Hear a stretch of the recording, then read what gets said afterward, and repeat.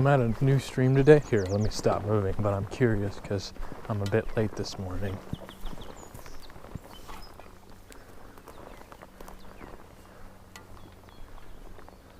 So I'm at a new stream this morning, and I'm a little late. That's why you're not getting a proper intro.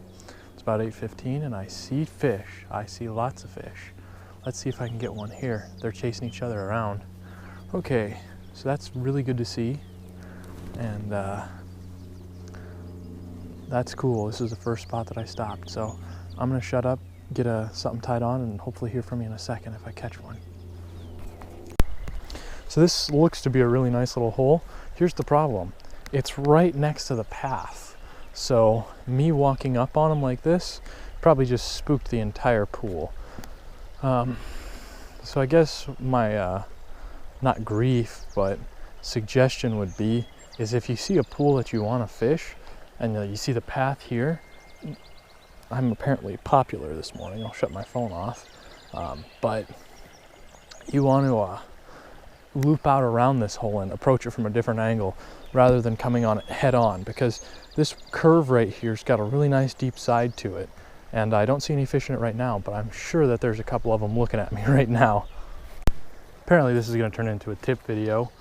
Haven't caught any fish this morning, so take it with a grain of salt, just like every tip you get, but this is one of the times where I think waiting is a really good idea. So I'm sitting up against a hole. The deep side is on the right, the not deep side is on the left. So what I'm doing here is I'm just casting up along the left side to get a really good idea of how far I'm actually casting up into the stream. I mean, you can see there's the cast. Oh, that was a bad cast, but you can see where I'm ending up actually landing, and then you can judge on where you want to fish to. So what I like to kind of do is don't add any more line to that cast, bring it back in, and then start over and start bringing it over to that deeper side. So instead of casting on the far left side, now you cast on the middle. So there I just cast up the middle, and I still have 3-4 feet to go. Now you saw I kind of false casted a couple of those. It was just a timing issue on my part. So there we go. Now it's at the middle of the creek, kind of in the middle of the deep part, and the deep part is still right up against that right bank. So, and every once in a while you'll pull a fish out of the middle because, you know, he's on the edge of the right side, he sees the fly and he comes over and smacks it. So once again, bad timing on my part, but I'm trying to get you up there pretty fast, and there we go. So now we're getting closer to that deeper side, and this is also going to naturally drift you back to it. So just make sure you're mending your line and you're pulling your line in so that you have a nice straight shot. You don't want a whole lot of loop at the end there. So yeah, I'm getting a little loop. You want to take that away. So you got to catch up to it.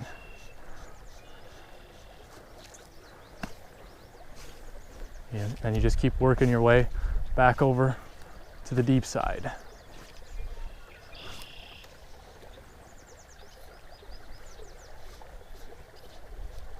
You just want to take that slack out so that you can see when your leader does something funky, you can set the hook on them. See, I'm just keeping right up with it.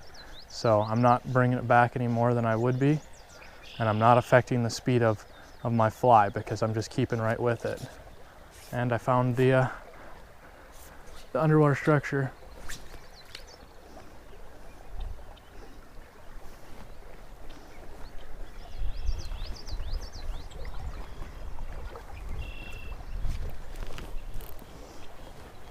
Recovery. All right, let's see if I can get you way up in there. We're pretty much back to where we started, and I'm just sitting here at the back of the hole. So, oh, there we got him. That was great. Now you can see what I mean. I put it right up to him, and he took it right away. Nice fish here. See if I can land him. He's a keeper. Real nice rainbow.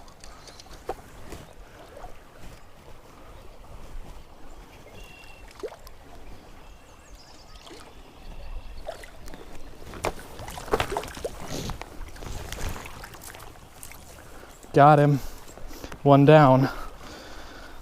All right, we're gonna go tripod this guy quick. So remember that when you are fish handling these guys, you do want to keep your hands wet if you're not gonna keep them. But this is a nice rainbow. If you'd stop his spinning, get him out of the net here. He was hooked perfectly right in the corner of the mouth there, just like what you want to see.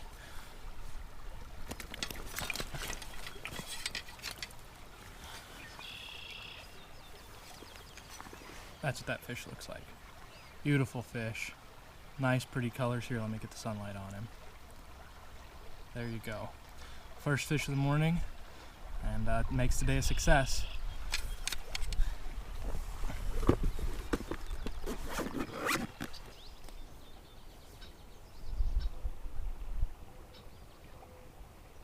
Nothing. Must have spooked him. Bring it right up there to the other side of that and see if anybody's sitting in there. Nope, no one's sitting in that stream of it. Move along. I had an almost there with a little wild one. And then if you have a stream section like this where there's a lot of structure, just fish the structure, you know? You go from the one side, downstream to upstream. So give them back to a presentation, maybe that's a little easier for you to detect if you've got a bite. So I'm just gonna go up and I'm gonna cast towards the front end of that log there. See what comes of it. Once again, I've got a deep channel out to the right side. There, a little wild one saw me. And I got a little wild one.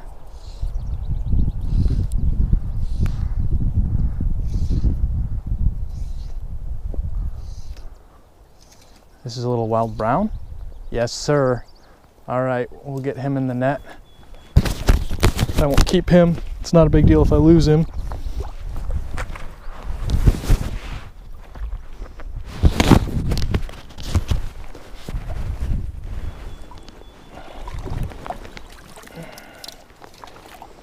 Oh, beautiful little wild brown. All right, get your hands nice and wet because I'm not going to keep this guy.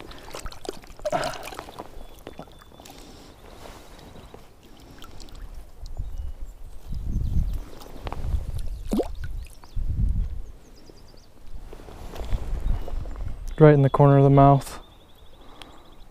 All right. Oop. Don't want to hook his gill. Get out of there.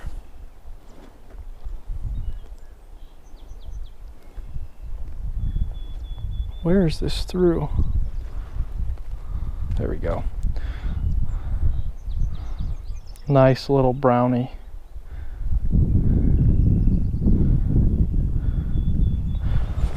Further release. There he goes. Little wild guy.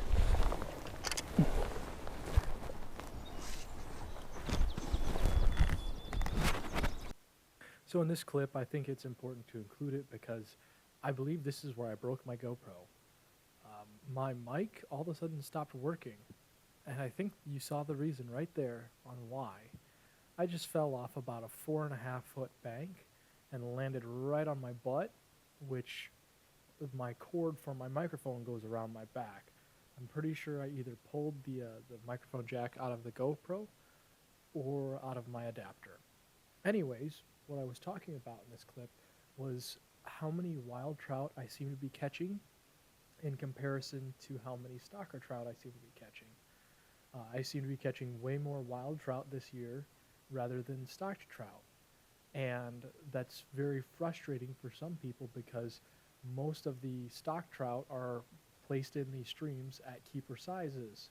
However, wild trouts, being wild, are going to be whatever size you catch them at. They might be 3 inches long, they might be a foot long. In addition, this isn't really good or bad for me. I enjoy seeing those little wild browns and even some places wild brooks. However, it is frustrating if you're trying to get 5 really nice eater-sized fish and you really don't feel bad because they're stocked in there. And then once again, here's a little bitty wild trout that I caught. The hook set wasn't very pretty to start with, and I didn't record it. So this is what you're getting for this little guy here. Look at that net job, 5 out of 10. Anyways, now that we've made fun of my net job, this is the last trout that I caught today. I had a pretty good day. I think I caught 4 wilds and 1 stalker, and I let all the wilds go. They were all wild brown trout, as you can see, just like this little guy here, and they all made it back in pretty dang good shape. There he goes. So, with that, I'm going to have this be the outro because my filmed outro obviously doesn't make any sense without any audio. Seems like every time I film a trout fishing video, something has to go wrong here and there. I hope everybody's doing safe. I hope everyone is doing well and being safe. And we'll see you next time.